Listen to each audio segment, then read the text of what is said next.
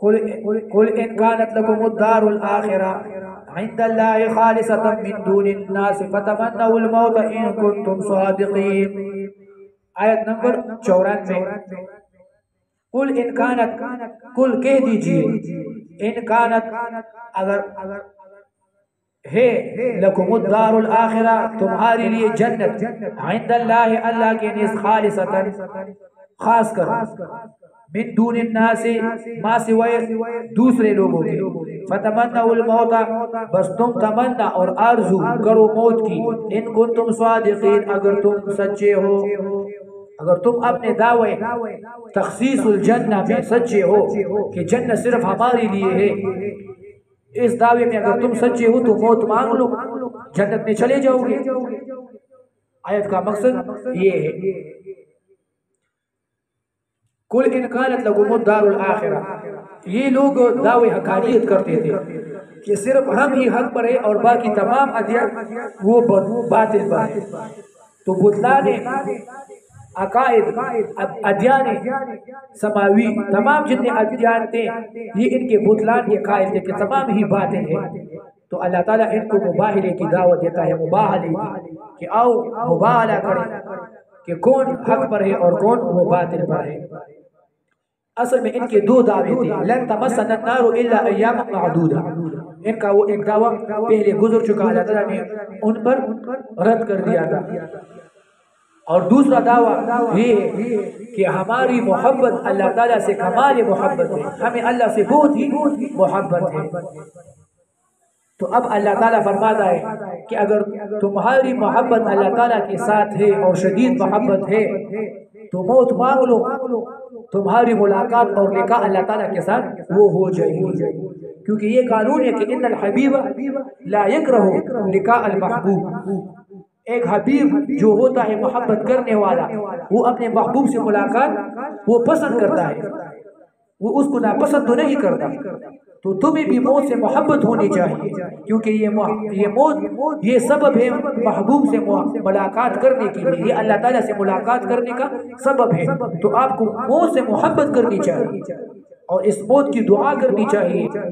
تاکہ اپنے محبوب کے ساتھ تمہاری وہ ملاقات ہو جائے۔ لیکن یہ لوگ اس مباہلے کے لیے تیار نہیں ہوئے، نہ اس ماضی میں، نہ حال میں، اور نہ مستقبل میں تیار ہوں گے۔ تو قل سے اللہ رب العزت وہ جواب ذکر کر رہا ہے ان کے، قل ان کانت لکم الدار الاخرہ، الدار الاخرہ، اس کے ساتھ ہم نے یہ تفصیل گزر چکی ہے کہ آخرت کے ساتھ الدار الاخرہ، دار کے ساتھ آخرت آ جائے تو اس سے مراد جنت ہوتی ہے، الدار الاخرہ تو یہ مراد جنت ہے۔ خالصتاً، خالصتاً یہ خبر ہے کانا کے لیے بمعنی سالمتاً، اور عند اللہ خالصتاً سے یہ متعلق ہے، تو عبارت میں اصل میں تقدیم اور تاخیر ہے، اور یا عند اللہ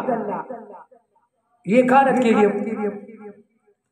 یہ خبر ہے یہ کانت کے لیے، اور خالصتاً یہ حال ہے، اور من دون الناس بیان ہے خالصتاً کے لیے۔ دوسری ترکیب یہ ہے کہ عند اللہ یہ خبر ہے کانت کے لیے، اور خالصتاً یہ حال ہے، من دون الناس یہ بیان ہے خالصتاً کے لیے۔ الناس، یہاں الناس سے مراد صحابہ اور رسول صلی اللہ علیہ وسلم ہے۔ اگر تم رسول اللہ صلی اللہ علیہ وسلم اور صحابہ سے بھی زیادہ جنت کے حقدار ہو اور جنت کے دعوے دار ہو تو پھر موت مانگ لو، اور یا صرف رسول اللہ صلی اللہ علیہ وسلم مراد ہے۔ دون الناس، دون یہ قطع کے لیے استعمال ہو رہا ہے، بغیر دوسروں کے، قطع شرکت کے لیے کہ دوسروں لوگوں کے علاوہ، اختصاص صرف آپ کے لیے ہے تو موت مانگ لو۔ فتمنوا الموت، فتمنوا الموت ان کانت، اس شرط کے لیے جزا یہاں پر محذوف ہے، اور یہ فتمنوا الموت یہ دال ہے اس جزا پر، یا بعض کے مطابق جزا بھی شرط پر کبھی کبھی وہ مقدم ہو سکتی ہے کوفیون کے نسبت، اہل کوفہ کے مطابق یہ جزا شرط پر مقدم وہ ہو سکتی ہے، تو پھر محذوف نکالنے کی وہ ضرورت نہیں ہے۔ فتمنا الموت، تمنا اس کی تفسیر گزر ہو چکی تھی کہ آرزو کو کہتے ہیں تمنا، فتمنا الموت طلب کرو موت کو، یعنی دل سے اس کی وہ طلب کرو، اور تمنی اور تمنا اس کا تعلق دل سے ہوتا ہے، کبھی کبھی اظہار زبان سے بھی وہ ہوتا ہے، یہاں پر مقصود اظہار زبان سے ہے کیونکہ ان پر حجت قائم کرنا ہے۔ یہ مقصد ہے کہ آپ کے دل میں اگر محبت ہے اللہ تعالیٰ کی تو زبان سے اقرار اور موت وہ مانگ لو۔ یہاں پر اقرار باللسان مراد ہے، زبان سے معنی اظہار، کہ زبان سے اس کا اظہار کر دو اور وہ مانگ لو، تو یہ مقصود ہے۔ فَتَمَنَّوُا الْمَوْتَ إِن كُنتُمْ صَادِقِينَ، اگر تم سچے ہو، سچے ہو دعوے جنت میں کہ جنت ہمارے لیے خاص ہے، تو موت مانگو، یہ سبب بن جائے گی تمہاری دخول جنت کے لیے، کیونکہ موت کے بغیر انسان جنت میں داخل نہیں ہو سکتا، موت اس میں سے گزر کے انسان وہ جنت میں داخل ہوگا۔ فَتَمَنَّوُا الْمَوْتَ إِن كُنتُمْ صَادِقِينَ، اگر تم سچے ہو اپنے دعوے جنت میں، اور یا اس کا مقصد یہ ہے کہ یہ اصل میں مباہلہ ہے، مباہلہ اس طرح ہے کہ فَتَمَنَّوُا الْمَوْتَ، ایک دوسرے کے لیے بددعا مانگو، کیونکہ مباہلہ میں فریقین ایک دوسرے کے لیے موت کی بددعا کرتے ہیں۔ مباہلہ میں یہ قانون ہوتا ہے کہ جو حق پر ہو یا اللہ اس کو موت دے دے، جو باطل پر ہو اس کو موت وہ دے دے، تو یا اللہ تو اس کو، یہ اس کے لیے بددعا کر رہا ہے اور یہ اس کے لیے بددعا کر رہا ہے، اور یہ یہاں پر افضل ہے کہ ایک دوسرے کے لیے موت مانگنا۔ فَتَمَنَّوُا الْمَوْتَ کا مطلب یہ ہے خود اپنے لیے موت نہیں مانگنا، دوسروں کے لیے وہ موت مانگنا، یہ مراد ہے۔ کیونکہ یہاں پر مفسرین نے وجہ بیان کی ہے کہ اگر آپ اس طرح کی تفسیر کرو گے کہ فَتَمَنَّوُا الْمَوْتَ، اپنے لیے موت مانگو اگر تم جنت کے حقدار ہو، اپنے لیے موت مانگو، تو پھر یہ اعتراض کرتے کہ ٹھیک ہے بہت سے انبیاء، رسول اللہ، مومنین یہ بھی تو جنت کے حقدار ہیں، یہ کیوں موت نہیں مانگتے؟ آپ ہمیں کہہ رہے ہو کہ موت مانگ لو، تو پہلے خود مسلمان تم موت مانگ لو کیونکہ تم خود کو جنت کے حقدار سمجھتے ہو، تو یہ اعتراض پھر یہ لوگ ضرور کرتے، کیونکہ نفس استحقاق جنت کی یہ مستلزم نہیں ہے موت مانگنے کے لیے، یہ لازم نہیں ہے کہ انسان جنت کا مستحق ہوگا تو وہ موت مانگے گا۔ رسول اللہ صلی اللہ علیہ وسلم نے 10 مبشرہ ان کو جنت کی وہ بشارت دی تھی دنیا ہی میں، لیکن انہوں نے تو وہ یہ مقصد نہیں تھا کہ وہ اب موت اور وہ مانگنے لگے تھے کہ اللہ ہمیں موت دے دو کہ ہم جنت میں چلے جائیں، تو صحابہ سے یہ کمتر نقل ہے، بعض صحابہ کی وہ تفسیر آ رہی ہے، بعض صحابہ سے چند ایک سے نقل ہے کہ انہوں نے موت کی تمنا، شوق اور بہت ہی رغبت کی وجہ سے، اللہ تعالیٰ کی محبت کی وجہ سے وہ موت وہ مانگی تھی، عام طور پر صحابہ نے وہ موت نہیں مانگی، اور صحیح احادیث میں موت مانگنے سے منع کیا گیا ہے کہ موت وہ نہیں مانگنا چاہیے۔ تو یہاں پر اصلا 2 تفاسیر ہو گئی، ایک تفسیر یہ ہے کہ فَتَمَنَّوُا الْمَوْتَ إِن كُنتُمْ صَادِقِينَ، یا اس کا مقصد یہ ہے کہ اپنے لیے موت مانگ لو، اپنے لیے موت مانگ لو اگر تم جنت کے حقدار ہو، اور دوسری تفسیر اس کی یہ ہے کہ یہ مباہلہ ہے، مباہلہ کا مقصد یہ ہے کہ اپنے فریق کے جو تمہارا مخالف ہے اس کے لیے وہ موت مانگ لو، تو یہ یا تو مباہلہ ہے اور یا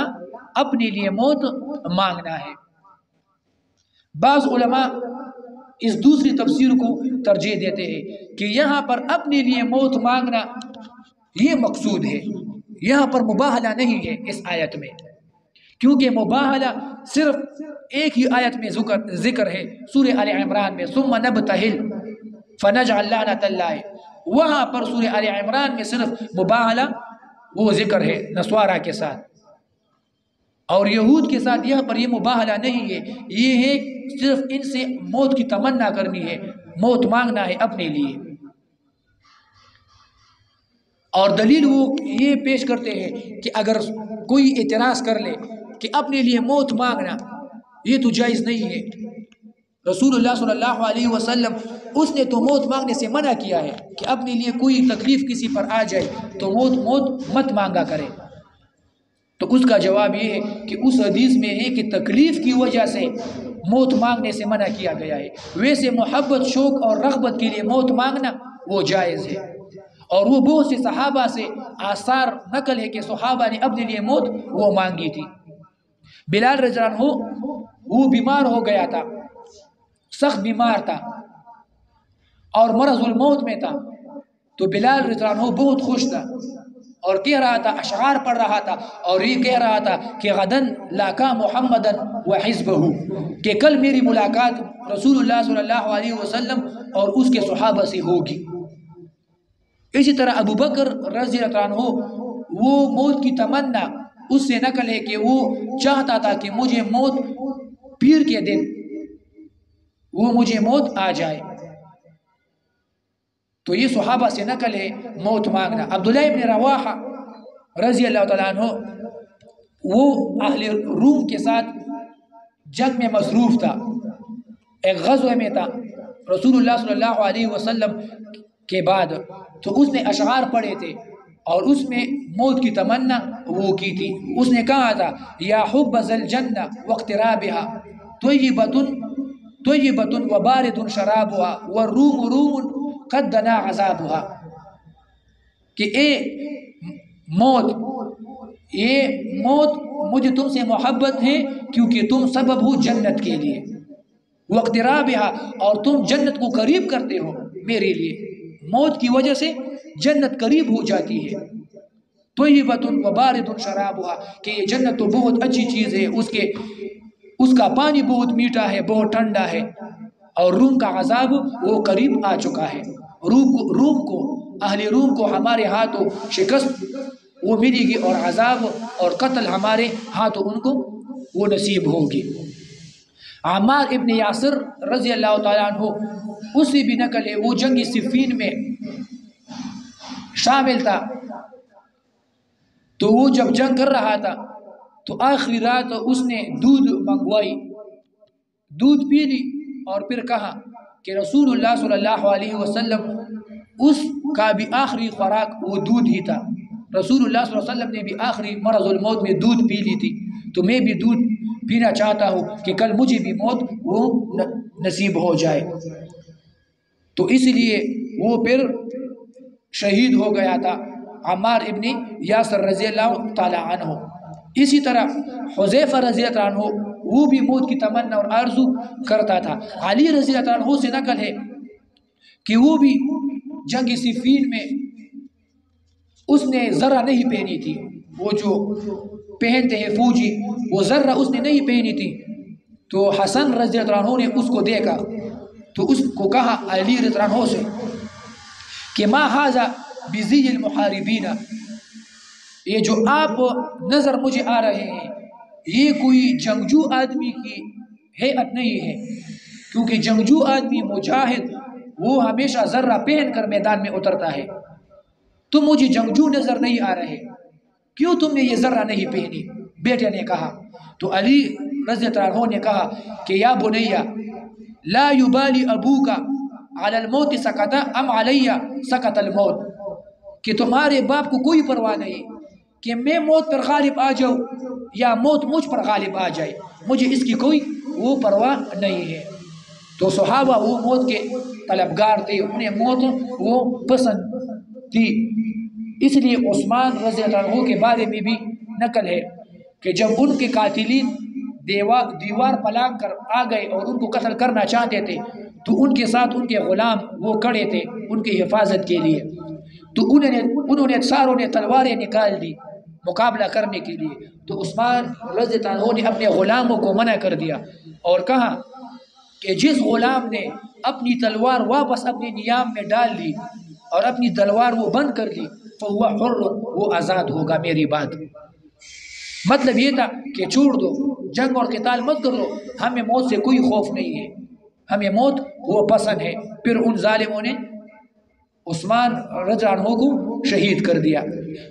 اسی طرح سعید بن جبیر رضی اللہ عنہ کے بارے میں بھی نقل ہے کہ حجاج بن یوسف نے اس کو پکڑنے کے لیے، اس کو قتل کرنے کے لیے فوج بھیجی، تو فوج جب اس کو تلاش کرتے کرتے تو ان کو ایک جنگل میں پا لیا، ڈھونڈ لیا، تو دیکھا کہ سعید بن جبیر رضی اللہ تعالیٰ عنہ وہ بیٹھا ہے اور ساتھ میں آس پاس شیر بھی گھوم رہے ہیں، دوسرے خطرناک جانور بھی گھوم رہے ہیں، اور سعید بن جبیر عنہ سکون کے ساتھ ان کے درمیان میں بیٹھا ہے، آرام کر رہا ہے۔ تو وہ بہت متاثر ہوئے وہ فوجی کہ دیکھو ان کو شیروں کا بھی خوف نہیں ہے، ان درندوں کا بھی خوف نہیں ہے۔ تو پھر فوجیوں نے سعید بن جبیر عنہ کو آفر کی کہ ہم آپ کو چھوڑ دیں گے، ہم آپ کو پکڑ کر حجاج کے سامنے نہیں لے کر جانے والے، کیونکہ وہ آپ کو قتل کر دے گا، ہمیں معلوم ہے۔ تو سعید بن جبیر عنہ نے کہا کہ نہیں، مجھے آپ کے احسان کی ضرورت وہ نہیں ہے، آپ کو حجاج نے بھیجا ہے مجھے پکڑنے کے لیے، لہٰذا مجھے پکڑ کر حجاج کے سامنے لے جاؤ، مجھے حجاج سے اور موت سے کوئی خوف نہیں ہے۔ تو پھر حجاج بن یوسف نے سعید بن جبیر رضی اللہ عنہ کو وہ شہید کر دیا۔ تو مقصد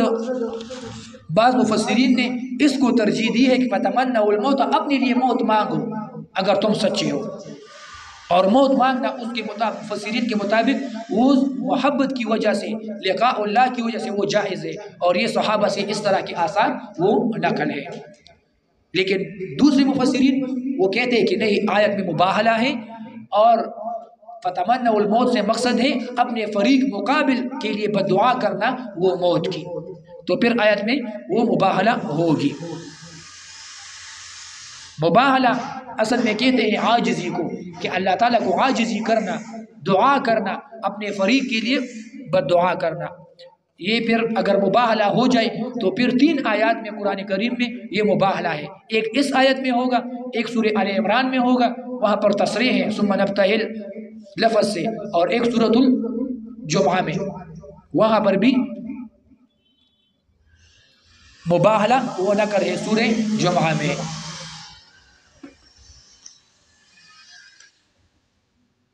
خالصۃ من دون الناس فتمنوا الموت ان کنتم صادقین ولن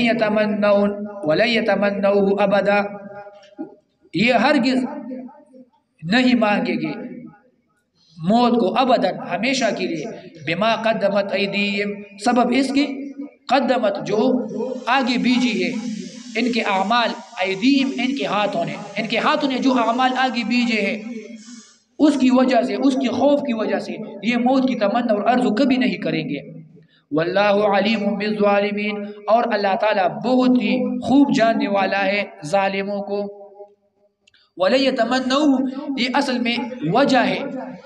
انکار تمنا موت سے، کہ یہ کیوں موت سے ڈرتے ہیں، کیوں موت کی تمنا نہیں کرتے۔ وجہ یہ ہے کہ ان کے فاسد اعمال ہے،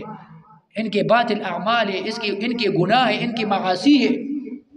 تو ان کی سزا کی خوف سے یہ موت کی تمنا وہ نہیں کرتے۔ لن یہ تاکید نفی کے لیے استعمال ہوتا ہے، اور ابداً یہ تعبید کے لیے، ہمیشگی کے لیے، تعبید کے لیے استعمال ہوتا ہے۔ اور یہاں پر پھر تمنا لن يتمنوه، یہ نفی جو ہوئی ہے تمنا کی ان سے، یہ صرف دنیا میں ہوئی ہے، دنیا میں یہ موت کی تمنا نہیں کر سکتے، آخرت میں یہ موت کی تمنا کریں گے، آخرت میں بار بار یہ موت مانگیں گے۔ خازن جہنم سے، جہنم کے چوکیدار سے یہ کہیں گے کہ اپنے رب کو کہیں کہ ہم پر موت کا فیصلہ کر دے، ہمیں موت ہی آ جائے، لیکن پھر ان کو وہاں پر ان کو موت وہ نہیں ملے گی۔ پھر فرق اس آیت کو سورہ جمعہ کے ساتھ کچھ فرق ہے، یہاں پر لن لایا گیا ہے، اور سورہ جمعہ میں لا یتمنونہ وہاں پر لا لایا گیا ہے، یہاں پر لن لایا گیا ہے اور وہاں پر لا لایا گیا ہے۔ اس کی وجہ یہ ہے کہ یہاں پر انہوں نے تخصیص جنت کا وعدہ کیا تھا کہ ہم جنت کے مستحق ہیں اور صرف جنت ہم تک ہی خاص ہے، یہ بہت بڑا دعویٰ ہے، اور سورۃ الجمعہ میں صرف ولایت کا دعویٰ ہے کہ ہم اللہ تعالیٰ کی اولیاء ہیں،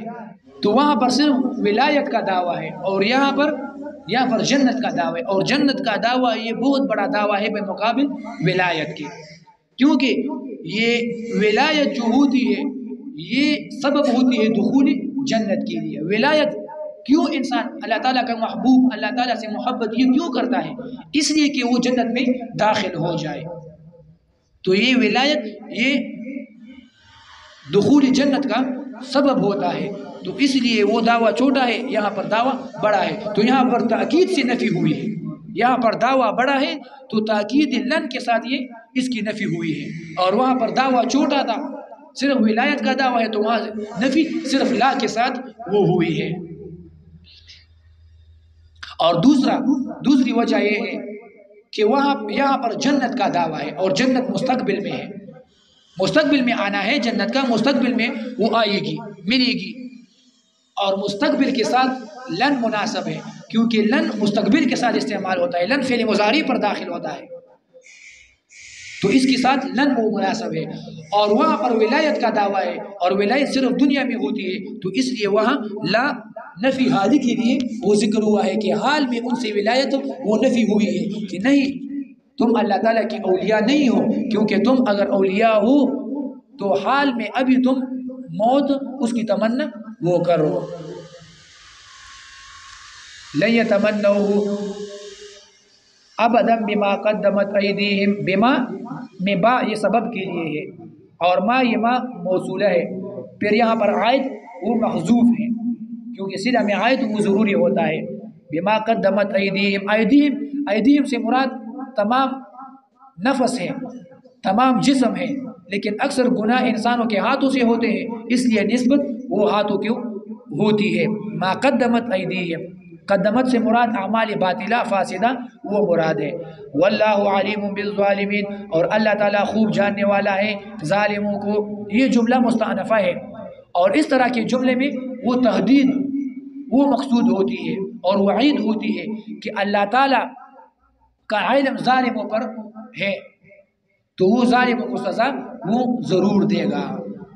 صرف یہ سزا کے لیے اس طرح جملہ وہ ذکر ہوتا ہے، واللہ علیم بالظالمین، اگرچہ اللہ تعالیٰ کا علم وہ ظالم اور غیر ظالم دونوں پر ہے،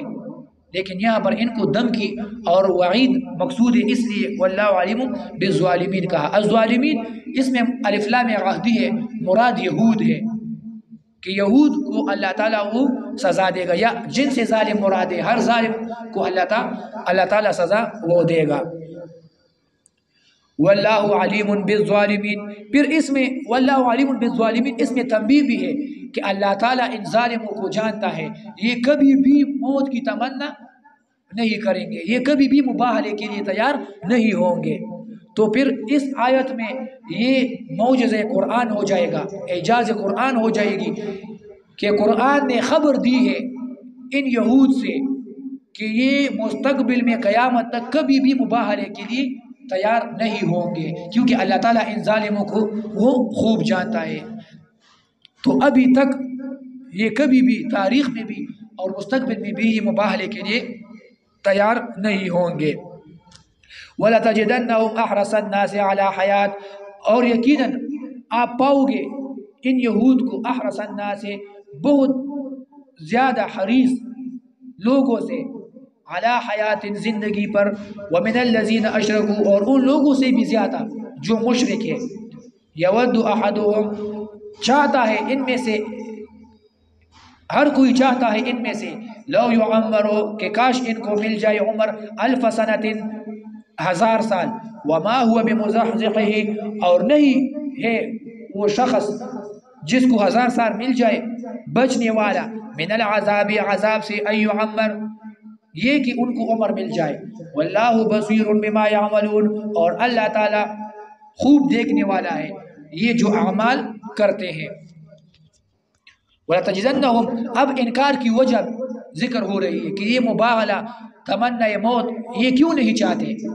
یہ انکار کیوں کرتے، اس لیے کہ ان کو دنیا سے محبت ہے، یہ حریص ہے دنیا کی محبت پر، دنیا کی زندگی پر، اور یہ بھی ما قبل وَلَن يَتَمَنَّوْهُ پر عطف ہے، وَلَتَجِدَنَّهُمْ تَجِدُوا بِمَانِ تَعْلَمُ، آپ جانتے ہیں ان کو، آپ جانتے ہیں ان کو۔ علم کے معنی پر وجدان یہاں پر علم کے معنی پر ہے، اور یہ دو مفعول کو متعدی ہے، یا بمعنی لقاء ہے اور ایک مفعول کو متعدی ہے یہاں پر، اور یہ احرص الناس یہ حال ہے۔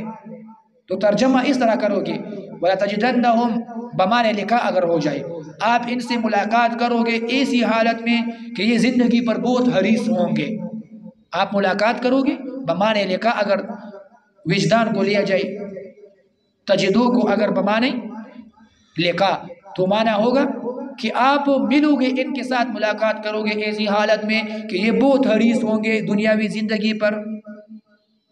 لیکن پھر یہاں پر سوال ہوتا ہے، سوال یہ ہے کہ احرص الناس اگر آپ اس کو حال بناتے ہو تو حال تو نکرہ ہوتی ہے، حال ہمیشہ نکرہ ہوتی ہے، لیکن یہ احرص الناس یہ تو مضاف الیہ، یہ تو معرفہ ہے۔ تو جواب یہ ہے کہ اس میں تفضیل ہے، اور اس میں تفضیل کی اضافت لفظی ہے، یہ مفید تعریف کے لیے نہیں ہے، اس لیے یہ تعریف کسب نہیں کر سکتا، تو اس لیے یہ نکرہ ہے۔ اضافت لفظی یہ صرف تخفیف کے لیے آتا ہے۔ وَلَتَجِدَنَّهُمْ أَحْرَصَ النَّاسِ، احرص الناس الف لام جنسی ہے، مراد تمام دنیا کے لوگوں سے زیادہ یہ حریص ہے موت پر، اور یا اگر الف لام غاہدی ہو جائے الناس میں تو مراد یہ ہے کہ یہ ان لوگوں سے بھی زیادہ حریص ہے جو منکرین بعث ہے، منکرین بعث جو بعث حشر قیامت ان کے منکر ہیں، تو وہ دنیاوی زندگی پر حرص کرتے ہیں کہ ویسی بھی اس کے بعد زندگی نہیں ملنے والی، یہی زندگی یہی جی لو، یہی زیادہ مل جائے تو اچھا ہے۔ لیکن اللہ تعالیٰ فرماتا ہے کہ نہیں، یہ ان منکرین بعث سے بھی زیادہ حریص ہے دنیاوی زندگی پر۔ الف لام عہدی سے مراد پھر منکرین بعث ہو جائے گے، تو مطلب یہ بہت زیادہ حریص ہے۔ علی حیات، علی حیات نکرہ لایا گیا ہے، اور تنکیر یہاں پر تنویع کے لیے ہے کہ ایک قسم کی یہ حیات چاہتے ہیں، ایک خاص قسم کی زندگی چاہتے ہیں، اور وہ کیا ہے؟ علی حیات طویلہ، یہ بہت لمبی زندگی چاہتے ہیں، عام زندگی نہیں چاہتے۔ یہ 60 70 اور 80 عمر کی زندگی ان کے طلبگار نہیں ہے، ان پر حریص نہیں ہے، بلکہ یہ حریص ہے علی حیات طویلہ، بہت لمبی زندگی یہ چاہتے ہیں۔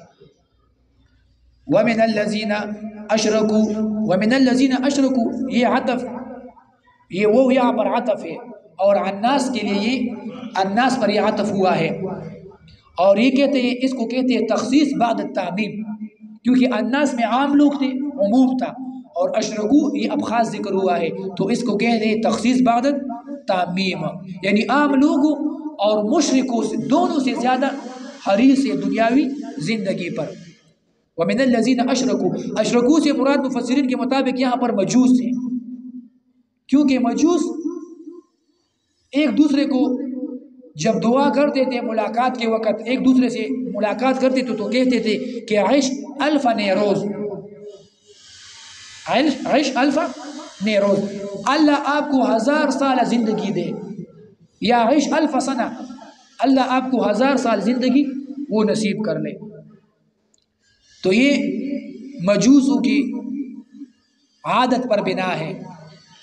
کہ مجوس 1000 سال کی دعا ایک دوسرے کو کرتے تھے، تو پھر یہاں اشرکو سے مراد وہ مجوس وہ ہو جائیں گے۔ تو یہ مقصد یہ ہو جائے گا کہ اے اہل کتاب، تم اتنے بدتر لوگ ہو اور قبیح لوگ ہو، تم اتنے جاہل لوگ ہو، دعوی ایمان کرتے ہو، لیکن مشابہت تمہاری مجوس کے ساتھ ہے، کیونکہ مجوس وہ بھی حریص ہے دنیاوی زندگی پر اور تم بھی حریص ہو دنیاوی زندگی پر، تو تمہاری مشابہت ان مشرکوں سے آ گئی جو مجوس ہے، جو عباد النار ہے، آگ کی عبادت کرتے ہیں، اور آپ عبادت العجل کرتے ہو، عباد العجل ہو، آپ بندگی عجل کی کرتے ہو، تو تم میں اور ان میں کوئی فرق نہیں، وہ آگ کی عبادت کرتے ہیں اور حریص دنیا پر ہے، اور آپ عجل کی بندگی کرتے ہو اور حریص دنیا پر ہو، تو دونوں کی مشابہت آ گئی، اور حال یہ خود کو اہل کتاب اور دعوی ایمان کرتے ہو۔ وَمِنَ الَّذِينَ أَشْرَكُوا يَوَدُّ أَحَدُهُمْ، چاہتا ہے ان میں سے ہر کوئی، یود احدہم، احدہم احد اصل میں وحدن تھا، حمزہ یہ وہ سے بدل آیا ہے، اور قاعدہ اور قانون یہ ہے کہ جو حمزہ وہ سے بدل آ جائے تو وہاں پر ہر واحد مراد ہوتا ہے، جو حمزہ وہ سے بدل آ جائے وہاں پر ہر واحد مراد ہوتا ہے۔ تو یہاں پر مقصد یہ ہے کہ یہ صرف موت کی تمنا ایک آدمی نہیں کرتا، کوئی ایک ان میں سے موت کی تمنا وہ نہیں کرتا، بلکہ ہر واحد اس کی تمنا ہے، ہر ایک کی تمنا ہے، ہر ایک کی یہی تمنا ہے کہ وہ اس کو 1000 سالہ زندگی مل جائے اور حیات طویلہ اس کو مل جائے۔ اور یہ ہر واحد، اس کے لیے دلیل یہ ہے کہ یہ احدن اصل میں وحدن تھا، یہ حمزہ وہ کی جگہ پر آیا ہے۔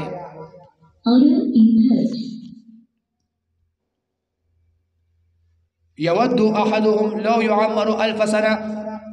ہر کوئی، اس لیے ترجمہ ہوگا یود احدہم،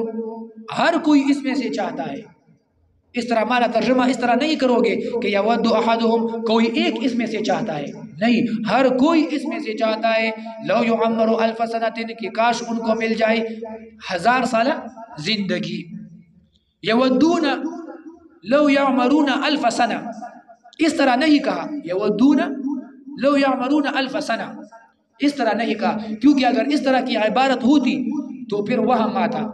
کہ یہ تمام ایک گروہ ہیں، تمام یہود مل کر 1000 سالہ زندگی مانگتے ہیں، پھر 1000 سال ایک ایک پر تقسیم ہوگی تو اسی طرح پھر وہ 1000 سال کم ہو جائے گی، کیونکہ تقسیم کے ساتھ وہ زندگی وہ کم ہو جائے گی، عمر وہ کم ہو جائے گی۔ تو یہ مقصود نہیں ہے، یہاں پر مقصود یہ ہے کہ ہر کوئی 1000 سال زندگی مانگتا ہے، تمام مل کر 1000 سال نہیں مانگ رہے، ہر کوئی اپنے لیے 1000 سال وہ مانگ رہا ہے۔ اس کی مثال ایسی ہے کہ یہاں پر ہر ایک بندہ 1000 روپے وہ کسی سے مانگے کہ ہمیں 1000 روپے چاہیے، اور یہ بھی ہو سکتا ہے کہ تمام ایک گروہ وہ کسی سے 1000 روپے کا مطالبہ کر لے کہ ہمیں اکٹھا ہی 1000 روپے دے دیں، ہم آپس میں اس کو تقسیم کر لیں گے۔ یہ معنی یہاں پر مقصود نہیں ہے، مقصود یہ ہے کہ ہر کوئی الگ الگ وہ مطالبہ کر رہا ہے کہ ہمیں 1000 عمر سال کی عمر وہ چاہیے۔ لو یعمر، لو میں یہاں پر 2 اقوال ہے، یا تو لو تمنائیہ ہے تو یہ پھر ماں باپ کو بتاویلی مصدر بناتی ہے، ترجمہ ہوگا کہ ہر کوئی مانگتا ہے ان میں سے، اور یا لو شرطی ہے اور جزا اس کا محذوف ہے، لو یعمر 1000 سنہ لسرو بذالک، لو یعمر 1000 سنہ، اگر ان کو 1000 سالہ زندگی مل جائے تو وہ اس سے خوش ہوں گے، یہ ان سے بہت خوش ہوں گے اس پر کہ اس کو 1000 سالہ زندگی وہ مل جائے۔ 1000 سنہ، 1000 سنہ یہ کنایہ ہے طویل عمر سے، اس سے بھی زیادہ عمر کے ہی طلبگار ہے، اور یہ جیسے بیان ہوا کہ مجوس کی عادت پر بنا ہے کہ مجوس ایک دوسرے کو دعا کر دیتے ہیں، عیش 1000 سنہ، عیش 1000 نئے روز وغیرہ۔ سنہ، سنتن اصل میں سنوتن تھا، وما ہوا بمزحزحہ من العذاب، اور نہیں ہے یہ وما ہوا بمزحزحہ من العذاب، اور نہیں ہے بچانے والا، بمزحزحہ سیغہ اسم فاعل ہے، بمزحزحہ، تو معنی کرو کہ ترجمہ اگر پہلے میں نے اور ترجمہ کیا ہو تو وہ توجہ نہیں دی، بمزحزحہ نہیں ہے بچانے والا یہ عمر من العذاب، عذاب سے، یہ 1000 سالہ عمر بھی بچانے والا نہیں ہے ان کو من العذاب، عذاب سے، یہ 1000 سالہ عمر بھی ان کو عذاب سے بچانے والا نہیں ہے، سیغہ اسم فاعل ہے، اس لیے ترجمہ اسم فاعل کا کرو گے بچانے والا۔ تو مطلب یہ ہوا کہ یہ 1000 سالہ عمر بھی نجات اس سے بھی ممکن نہیں ہے۔ وما ہوا یہ ضمیر احدن کو راجع ہے، جو احدہم میں تھا، احدہم میں اس کو راجع ہے، یہ ہوا ضمیر، اور ایعمر یہ بتاویل مصدر ہے اور یہ فاعل ہے مزحزح کے لیے، جیسے میں نے ترجمہ کیا ایعمر بتاویل مصدر یہ فاعل ہے کہ یہ عمر بچانے والا نہیں ہے من العذاب، عذاب سے۔ اور دوسرا قول یہ ہے کہ یہ ہوا ضمیر شان ہے اور ایعمر ما قبل ہوا سے بدل ہے، بدل واقع ہوا ہے ایعمر ما قبل ہوا سے. تو ترجمہ اس طرح ہوگا کہ شان یہ ہے، یہ عذاب نجات دینے والا نہیں ہے. شان یہ ہے، حالت یہ ہے کہ یہ عذاب، یہ عمر عذاب سے نجات دلانے والا نہیں ہے. اور ایعمر یہ تفسیر ہے ہوا کے لیے. اور مزحزح میں ضمیر یہ احدن کو راجع ہے. یہ تراکیب مختلف ہے اس میں. مزحزح یہ زحزحہ سے ماخوذ ہے بمعنی بعد، تبعید، دور کرنا. یہ تو ہم حاصل معنی کہتے ہیں بچانے والا، اس کو بچانے والا، اور اصل معنی اس کو یہ کہ اس کو دور کرنے والا، عذاب سے دور کرنے والا نہیں ہے. واللہ بصیر، اور اللہ تعالیٰ خوب دیکھنے والا ہے، بما یعملون یہ جو عمل کرتے ہیں. یہ بھی جملہ مستأنفہ ہے اور یہ بھی تحدید کے لیے لایا جاتا ہے کہ اللہ تعالیٰ تمہارے اعمال کو دیکھ رہا ہے، ان بد اعمال کو، ان قبیح اعمال کو اللہ تعالیٰ ضرور تمہیں وہ سزا دے گا. بصیر یہ اللہ تعالیٰ کی صفت ہے. اور عالم کے معنی پر اس کا ترجمہ کرنا یہ تعویل ہوگی. بعض لوگ بصیر اللہ تعالیٰ کی بصارت اس میں تعویل کرتے ہیں اور یہ بمعنی علم لیتے ہیں کہ اللہ تعالیٰ علیم ہے، بصیر بمعنی علیم. صلی اللہ تعالیٰ خیر خلقی محمد و آلہ و صحبہ.